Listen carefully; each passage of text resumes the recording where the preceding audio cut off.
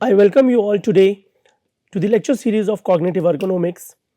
Today's topic we are starting new, and that is cognitive safety. As we studied in previous lecture about the human computer interaction, the performance efficiency, cognitive factors which are playing role in the ergonomics to make the work environment more efficient and more better for the human beings. Same time, same hand, we have to also think about how this workplace environment can be make better with respect to the safety. So far, ergonomics has paid a lot of attention towards the physical ergonomic, and that is why a lot of musculoskeletal injuries and the safety with respect to musculoskeletal injury or contact stress has been a prime concern. But something which we have been ignoring in last several decades was the cognitive safety. How human cognition can be provided a safety, and when we are talking in this regard, then we have to talk about the distress, stress, the workload, the mental workload, the mental stress. All these elements need to be addressed.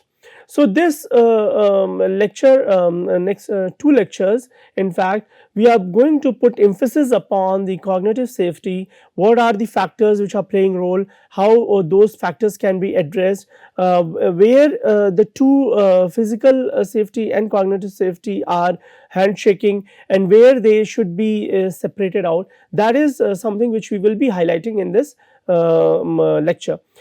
Also, this is going to give you an overview, which means that it can provide you an overview based on your understanding. You may come up with some more detailed aspects with respect to cognitive safety. We have been discussing about some key challenges with respect to processing. So we have to also understand that cognitive safety is also about in a form arises from a cognitive task analysis, which people have done an analysis after the incident has occurred, and identifying and highlighting those elements, monitoring those factors help in the cognitive safety. So if we have to understand cognitive safety, it is a so major goal of human factor. As we start, if you remember in our first initial lectures, we were talking about how to increase the performance and efficiency and the safety of the individual. So here it is the increase the health and safety of the people in variety of environments. The work environment could be in air, work environment could be on ground, work environment could be underwater, and so such as the and also the different contexts, such as workplace, home, transport system, and so on, so forth. Also, we have to understand that different contexts should not be ignored here. What do I mean with the context is the social context, which means that person working in country X or person working in city X, and after some time or some period, he or she has to work in environment Y. Okay, so what are the most frequent causes at the workplace incidents, death and injuries? As we were talking about the musculoskeletal injury, it starts with. But if we look closely here, like injuries and death, if we see the relation towards it, so overexertion means that person is having a lot of physical exertion and psychological exertion and mental exertion at the same time. Initially people had just a belief that physical exertion, physical workload do not affect the psychological aspects, do not affect the other create other overload.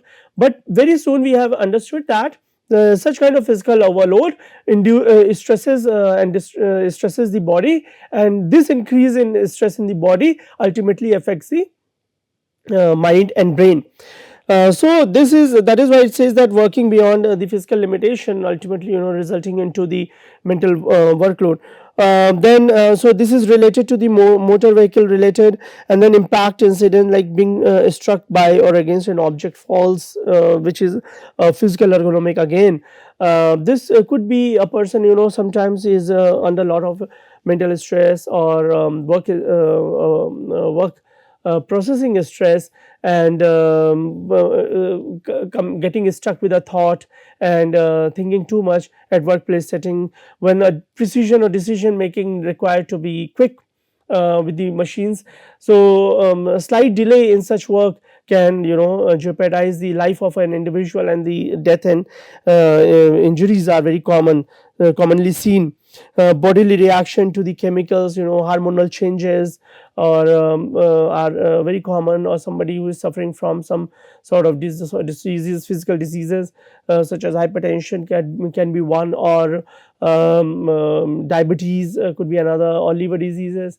So such can also impact. Then motor vehicle incident, exposure to radiation is one such cause, and we have seen that the incident of Chernobyl is one such cause, where the people were being exposed to radiation and resulted into the death of millions and millions of people.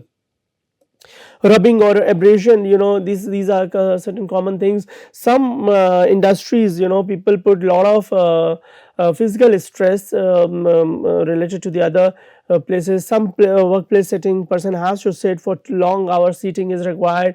That contact stress with the seat, that contact stress ultimately result into the musculoskeletal injuries. Exposure to extreme temperature, we can think of an furnace environment, where the glass furnace is being built, or brass furnace is being built. Such furnace places, result into the compromises the safety of the individual. Similarly, water transport, air transport, fire, poison, drowning, electrical current. There are many such examples are there which we foresee. But it is very important for us to understand that the whole cognitive model and its failure, which results into this, which compromises the safety, not only the safety but particularly cognitive safety of an individual. What do we mean with that? So let us say that detecting the fall hazard, generally person has detected the hazard, that such kind of environment is hazardous to so somebody who is suffering from a respiratory disorder or respiratory disease, for them the fumes, dust, he can be highly allergic to that, and which may ultimately result into the other escalation of his respiratory disease. So such is the detection of the fall hazard. The first initial condition is, as earlier also we have been discussing about, detecting the threat, detecting the danger, detecting the hazardous situation. That itself is actually solving the problem. Then recognizing those fall hazards. If you have detected the fall hazard, then you go to another level, where you are going to recognize it, where you have some templates already in your mental set, and then you are going to compare it. However, if you fail to detect such thing, then it goes directly to the failure of the safety harness, and then this results into this change. Okay, then what we see is that once you have recognized it, perceiving need for the safety harness, perceiving the need for the safety harness is that meaningful interpretation need to be provided, and how it is going to be performed. But before perceiving, if you fail to recognize it, then also there is a failure to safety harness. If you have detected well, if you have recognized well, then only you can provide the meaning to it, and you are perceiving there is a need for the safety measure. Does it require immediate treatment, does it require delayed treatment, can it wait, and yes, if it can wait, then how long it can wait. That is all what we are trying to do it here in the perceiving level. And if you fail to perceive it, if you do not provide a meaningful interpretation to it, then it directly come to this fall into this category of failure to safety harness, and as a result, the error may occur, and then the person's life will be compromised in a short term or in a long term. Once you have perceived it, then you decide to use the safety harness. Should I implement the safety protocol now immediately, or can these safety protocols be implemented a little later period of time? So such decision require decision has to be made, and if person fails to do that decision, if that decision is not being made, then it ultimately goes to the failure in the harness. And if the person makes a decision, yes, it is required, then it moves to another level. Such thing we can discuss. We have been discussing in many ground about, with many examples, that how these decisions have been made with different contexts, such as a pilot is flying an airplane and then he is having a contact with the controller sitting on the ground, and this contact, this interaction is providing an insight to the pilot that wherever he has to move, or what should be the navigation. But meanwhile, when the pilot is making such navigation in the sky, suddenly he realized that his left wing is not working. Then his decision would be entirely his decision when he has to take the control, where he has to handle it, where he has to land the plane. Should he land the plane reaching the destination, or the landing is required before the actual destination? Such decision is required, and then using the safety harness correctly. Now see, once you have decided that how that the decision has to be made, that the left wing of the plane is not working, then how to land the plane, where to land the plane, do I have enough space to land the plane? Many case studies are there where the pilot faced pilot didn't find a place to land, so they landed the airplane on the pedestrian street, common street, where the cars are running, those concrete street they have landed, just to to avoid the human error or human accident. So using the safety harness correctly is also one such aspect, though you have decided what the decision has to be made. But if such decision is not being made, so many time when the pilot has to do an emergent landing, and he loses the control contact with the controller, air traffic controller, then the pilot decides he or she has to make that decision, and then but landing also, how the landing gear should be there, what should be the angle, if those safety harnesses are not being used correctly, then also the failure occur. So such things are very important, and once all these stages are being met, 1, 2, 3, 4 and 5 stages are met correctly, then only we come to the final stage, that is the use of safety harness. Now you understand, you can see that the number of stages are involved here.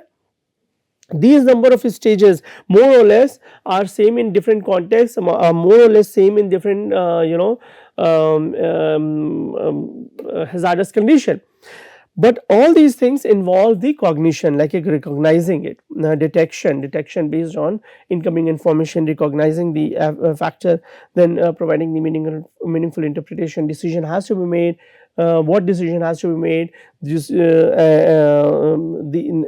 than one decision is there, more than 2 or 3 solution is there, then which decision would be more optimal, and then using those safety factors carefully.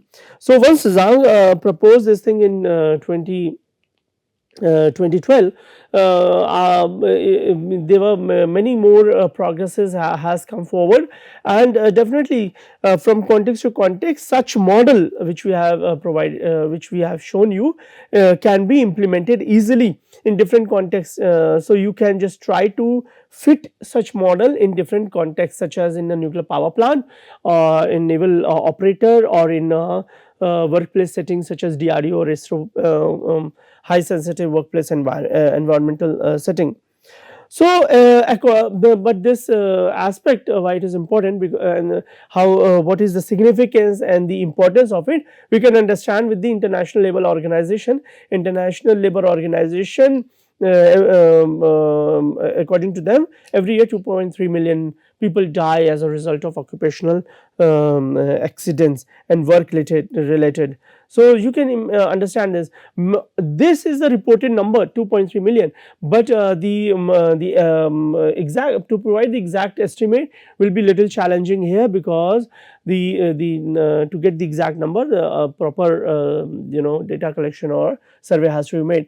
But one could easily guess it that this number can go easily up to 10 to 20 million. There is no doubt about it, because if we are talking about the entire world, then such number is not an easy such number is an easy match to such a big issues. So they talk about the it is an alarming condition for us. It is very alarming condition for us to understand the significance of the providing the safety to the individuals. And what we see that it can increase in the economic cost of occupational stress and health problem in recent past. Lot big organizational established organization, they understand the significance of occupational stress and health problem, occupational safety and health problem, and that is why they are putting and channeling more money in this regard to provide their employees with better and better program.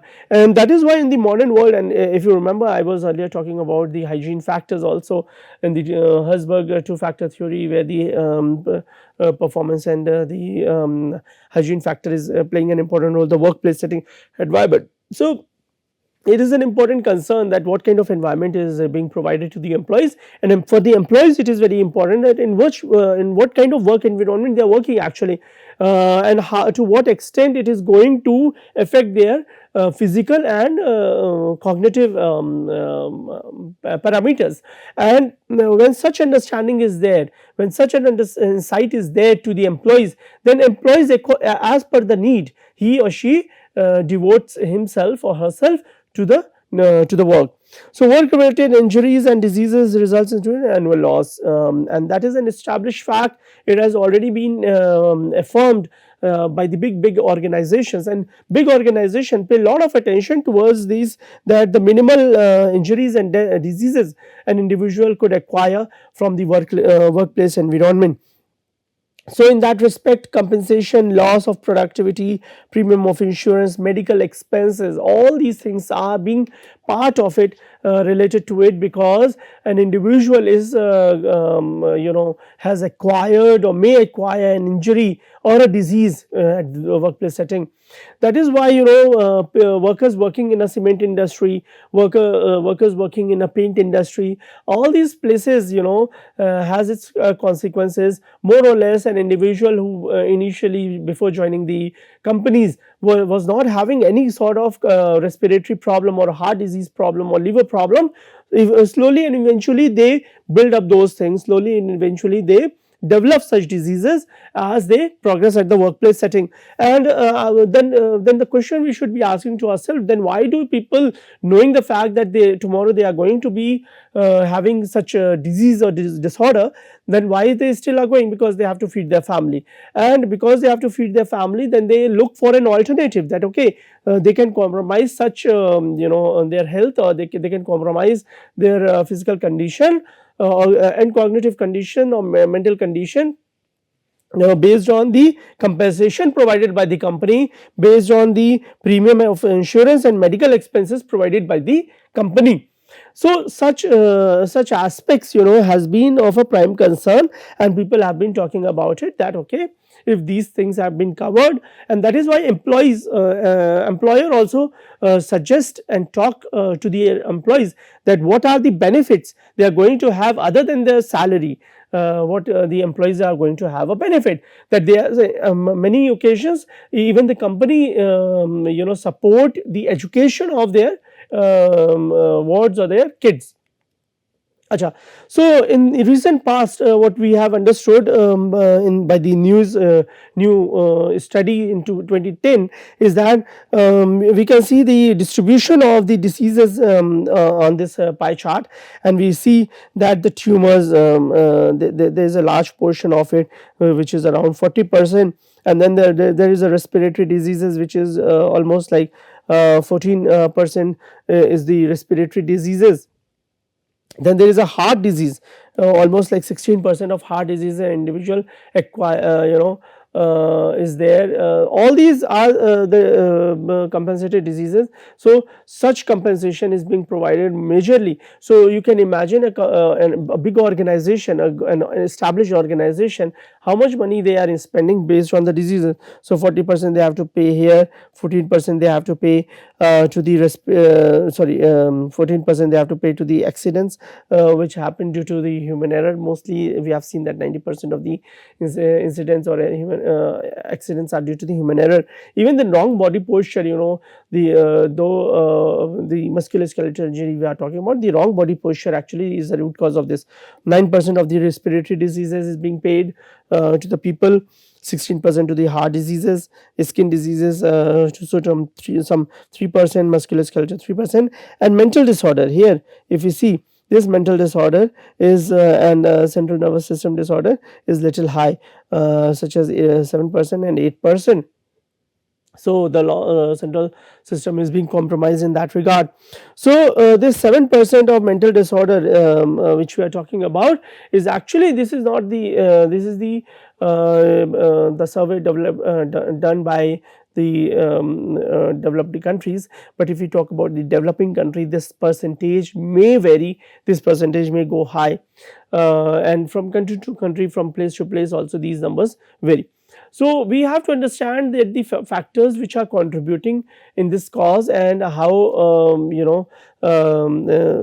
people are trying to overcome that. That should be a concern. So a variety of theories and models have been proposed in order to explain the predicting the accidents. And these days we have several algorithms are there, machine learning programs are being used to predict the accidents, so that prior hand we know that okay, these are the accidents could occur, and these accidents could occur because of the human being, and the human beings, these accidents may occur either due to physical factors or due to cognitive factors. According to the like earlier we were talking about the system approach and human approach. So these are two sides of the coin. So when we are talking about the system approach proposed by Slapendel, these factors include the employee performing a task, what kind of task employee is performing, if the task is complicated, if the task is requires high cognitive ability, or if the task requires high physical ability. This is something which is being require are the characteristics of it, which actually characteristic of the system itself.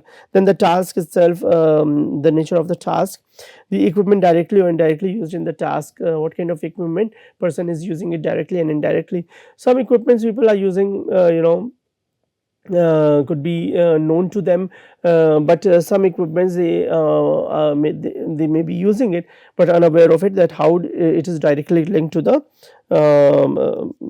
work. Other factors can also compromise the safety. Now what we are seeing here is that the system approach which is being proposed by Slapendale is that if these characteristics, if these factors, how they are compromising the safety of an individual. So that is an important part. So if the task is high mental demanding task, then it is going to compromise the cognitive safety of an individual. Then another factors, as I was telling you about, social and psychological factors and the environmental factors. So social factors, psychological factors, environmental factors, other than the cognitive factors, which is of a prime concern to us. So some factors are closely or directly involved in task performance, and therefore direct causal factors in these safeties. Other factors, performance of the worker more directly. So we know that what is the performance of an individual, but the performance of the individual or the worker or the employee on the task itself, the work related task, that is something which is an important concern for the people, and it provides an insight to us. So there are, if you see, there are the contributing factors, there are several contributing factors: the nature of the task, the employee performing the task, how the employee is performing, and other than these, the sociological, psychological, psychological, and environmental factors. Let us see the model causal factors, the causality to directly establish the cause and effect relationship. So, if there is an occupational injury is there, then what are the causal factors are there. So, management or design error is there. So, how to manage the error design management should be there. So, one has to, as I was telling you earlier, that first step is to detect the disorder itself. So, once the detection is being done, then recognizing is done, then the perceiving is done. Once all these things are done, then the decision comes, and then the usage of the safety harness is there. So, when we see the work system is there, and in the workplace setting, this work system can be seen as a workplace setting, and there the employees working. So, employees characteristics, the employees characteristics, if we talk about, there are so many employees are there. Some may be friendly, some may be hostile, some may be introvert, some may be extrovert. So, their coordination, their helping nature, their friendliness at the workplace setting to make the environment more pleasant, that actually has a direct impact on the towards the design error. And then the nature of the task itself, job characteristics. A plumber is being placed in a chemical laboratory to ask him to make a chemical reagent, or what is asking the plumber about the catalyst, what the catalyst is. So, such the job characteristics, certain jobs require certain skills. And if you remember in the in our fourth, fifth and sixth lectures, we have been discussing about the cognitive abilities, cognitive skills. So, here the nature of the job itself is nothing but it's a cognitive job, the nature of the task itself. And here employees characteristics, when we are talking about, then we are talking about their own features, the personality itself. So, these two things, when we are talking about it together, actually contribute factor in a workplace system. If any one of these factors compromised, then the workplace system will be compromised. When the workplace system will be compromised, then the hazardous situation may arise. What kind of tool and equipment we are using. So, a when we were talking about the human computer interaction, a human is interacting with a computer, and the interface he or she is interacting to. So, but we clearly talked about the human computer interaction. So, the interface, graphical user interface, we were talking about graphical design. But same time I also told you about the human machine interaction. So, a person who is interacting with a machine, heavy machinery, like a pilot is flying a plane, or a tractor driver is driving a tractor, employing a field. These two heavy equipments are there. So, these employees are very different from a software engineer who is sitting in front of the computer and handling some software machine system to produce or to write a computer program. Then there is a physical environment towards this, and then the social environment towards this. What kind of social environment people are providing, happy, pleasant or unpleasant environment, physical environment. Recent studies have highlighted that physical meeting is better than the online meeting. Physical interaction is better than the online interaction, and because physical interaction also talk about several implicit factors come over play. You see the body language, you see the approach, you see the avoidance in an individual, which is more informative for the communication, for the interaction. If all these things are being compromised, then the hazardous condition come. Now, hazardous condition could be of different types, as I was saying talking about. So, if we are talking about the workplace system and the characteristics of the individual, what kind of equipment he is handling, what type of characteristic individual is having, what kind of physical environment is there, social environment is there, that is directly affecting the operator error. If a person is being ostracized in an environment, then he or she is slowly develops a low self esteem, less belongingness will be there. As a result, it turns out to be operator error. And then once such a hazardous situation is there, operator failure is there, then the accident or injury occur. Accident or injury also occurs due to natural factors. Natural factors could be the earthquake has come, and then the hazardous situation has arisen. So, if you remember, there was a tsunami a few years back, and then the Japanese nuclear power plant just exploded. because of the tsunami that hit. These waves were so powerful that they hit the nuclear power plant, and then the explosion occurred. As a result, the water got contaminated, the soil got contaminated, and then these natural factors resulted into an hazardous condition and resulted into an accident or the injury. So, if you see the table contributing factors, so we have to understand that employee, if we are talking about, then employee has age, ability, experience, drug or alcohol, he or she is consuming or not, gender, what kind of gender it is there, then the stress, alertness or fatigueness is there, a person is tired or lethargic. So those things are an important concern, motivation and accident proneness. Similarly, we see the surrounding environment. If you talk about the illumination, noise, vibration, temperature, increase in humidity directly affects the performance. Airborne pollutant, as I was telling you, that a lot of respiratory diseases are there, a lot of parameter, people who are well healthy in condition prior joining the industry, but after joining the industry resulted into that. Sociological and environmental factors, if you talk about management, social norms, morale, training, incentives, what kind of training is there, hostile environment is there or friendly environment is there. If a hostile environment is there, training doesn't seem to be effective in nature, but if the friendly environment is there, then the training seems to be better. Each and everybody is encouraging it. So the equipment and tools, if we talk about, then control, electrical, mechanical, thermal hazards are there, pressure hazards, toxic hazards are there, explosive hazards, and many more such factors are there. Such things, if you see, are playing a major role. To summarize this part, we will so several environmental and tool equipment and tools are there. Sociological or psychological environment is there. Job related factors, if we talk about the arousal, physical workload, mental workload, work rest cycle, shifts. Earlier we talked about the shifts. The human error arises because of the night shift, mostly 1 a.m. to 3 a.m. Those are the peak hours when the human makes an error.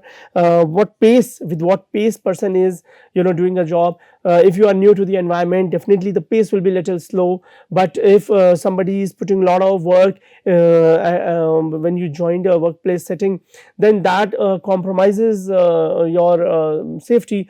As a result, you have to perform better in less span of time, you have to reach an assignment, you have to meet a deadline. So such kind of meeting deadlines or assignment and finishing the assignment can induce lot of stress, and if this stress lasts little longer, more than 6 months, then it could be clinical in nature. Ergonomic hazard and procedures. Now such factors, if we talk about it, is an outcome of the mental workload. This mental workload, if we are talking about it, we have to understand that in 1980, 1999, 90 and 2000, how the change has has come in the discipline of ergonomics. People, when they were paying a lot of attention to physical workload and the workload, if we talk about the workload, very soon people realized that it could be seen as differently. Mental workload is different than the physical workload. So physical workload, if you see here, in 1980 people thought only 58 people have reported that there is a mental workload, and the stress has come because of the mental workload, and this data set reveals the increase in the publication, increase in the study, increase in the studies reporting the effect of mental workload towards the human factor or ergonomics, and the number of studies which are being reported in physical workload in 1980 was 7, and slowly and gradually it has on to increase. And when we see the workload, then there has been increase as well, but what is more important for us is this increase in mental workload, and what we see in 2000 is 191 hits are there, and this number is keep on increasing last 2 decades. people have paid lot of attention towards the mental workload. And why? Because we have realized that mental workload results into an stress, and this stress is clinical in nature. However, physical workload increases the strain, which can be overcome over a period of time. Once you food intake is there, people do physical exercise, this is seems to be overcome. But the stress, when it goes to clinical, then it has been seems to have a deep impact on person's health, and then it is long lasting also. So mental workload refers as the level of attentional resources required to meet both the objective and subjective performances, and it is being used to mediate by the task demands. What is the task demands are there, the nature of the task itself, as we were discussing earlier, the external support, the what is the support being provided by the work environment, or you can say the by the employee, what support is being provided, and based on the past experience. If a person has worked in a stressful environment and he has learned and overcome these strategies, then that has coped up, then that has helped an individual to enhance and develop and make the mental workload more robust in nature. What we can see is that the number of papers reported in these three eras, 1920, 1990 and 2000, and you may see that the number of papers has tremendously increased, and especially in the discipline of driving, if you see, it has increased exponentially. And the reason being is that lot of road accident has increased in recent past. In total, if you see the number from 1980 to 1990 to 2000, there is an increase in number of papers over the years. Similarly, teaching and learning, if you see about the context, definitely there not much of a work has come forward. Agriculture studies are been unreported, only few studies have been reported. Military usability, when we were talking about how useful the system is, or how useful the design is, that is also coming forward, though not much of a work has been reported till 2000. But if you see the recent work, then people have done a lot of work in this regard. So we have to understand that some processes, some system is automatic in nature, and some processes is controlled. So here if you see about the automatic system, then automatic processing is associated with the expert performance, how well an expert is performing, and we have been discussing previously also about the experts and their performance, and is characteristic. Expert seems to be very fast, seems to they do the job unconsciously without putting too much mental effort or cognitive effort to execute a task. And it seems that they also do not put too much attentional they acquire too much attentional resources.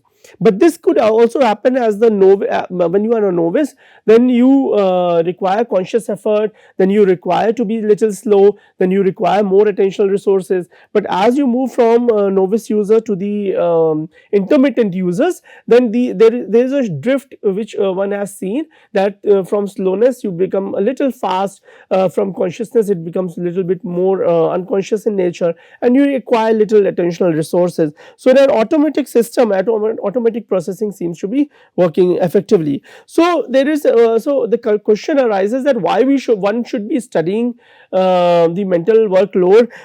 Is it because to understand the fastness or unconsciousness or the attentional resources? The answer to this question is to understand that that does all work require mental effort, and if not, then what is the threshold about it? Can we separate or categorize the nature of the work task based on the mental workload required? And if we can separate them, if we can categorize them, then similarly the skill task can be built, the skill program can come up forward, so that individuals can practice and develop a skill based on the nature of the task itself, and then we can strengthen the cognitive safety or the safety of an individual at the workplace setting. So performance can also but what should be an indicator? The indicator can be a performance, how well a person is performing. Last time we were discussing about, in a limited period of time, a task has to be completed. If a task has to be completed in 5 minutes, and if an individual is taking 10 minutes to complete the task, then the performance seems to be compromised here. So if a person is completing a task less than 5 minutes, then it seems that he or she has developed a skill over the task. So the efficiency has seen to be better in nature. Failure can also increase the perception of the workload. So when the failure is there, so we can think about we can see that maybe the workload seems to be more demanding in nature. So the interpretation people can come up with, that the failure is not only because of the system failure, but the failure which a person is having, it could be because of the workload, the nature of the work itself. So workload could be either workload or underload. Many a time human error has occurred because of the overload. People has been given more tasks to do, so they are working overnight, and they are supposed to work 8 hours, but they are working every day 12 hours to 13 hours, which ultimately in a long run affects an individual, and this stress directly or indirectly affects the cognition of a person. But underload means that the load is there, but it is so minimal in nature. Person doesn't have to use his or her cognitive ability over period of time. This under usage of the work can also result into the error. So also we will see that underload is also means resources are either allocated elsewhere. The person is trying to deviate from the task itself. He is putting an effort, but he is not putting an effort where the need is required, or otherwise shrink through the underuses of the resources. He is not using the resources properly. Overload operator is faced with more stimuli than he or she is able to work while maintaining their own standards of performance. We How one can understand such a level of work level understanding. So there is an activation level is there. If you can see, activation level means that a person is at excited state or calm state. So if this we call out activation level, then low activation level can be seen as calm, and high activation levels can be seen as excited level. And when we talk about the performance, poor performance is there or good performance there. So when a person is in calm state or low activation state, then the performance seems to be little low in nature. And also when the task demand is less in nature, then it is the poor in nature.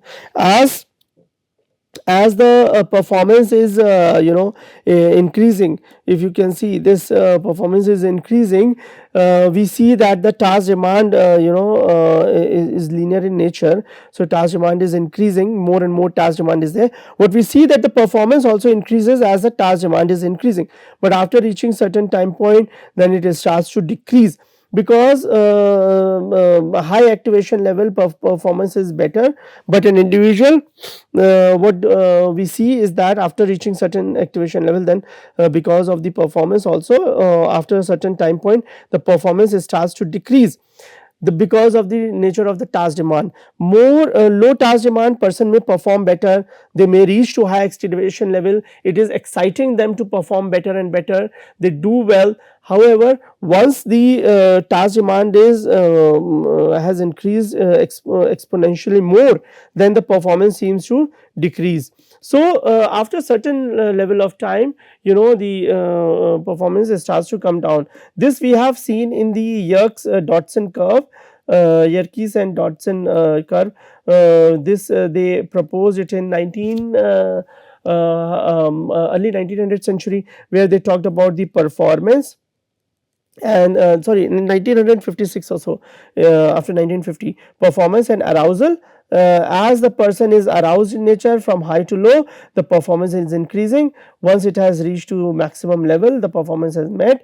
then more arousal result into decrease in the performance. So this curve, if you are seeing on your screen, activation level, workload and performance, is same like a Yerkes-Dodson curve, where the task demand is less in nature, person will be excited, performance will be better, but as the task demand is increasing, more task demand is there, then the performance suddenly starts to decrease. It does not matter how their activation level, even if their activation level is high, because of the task demand, the activation level starts to come down.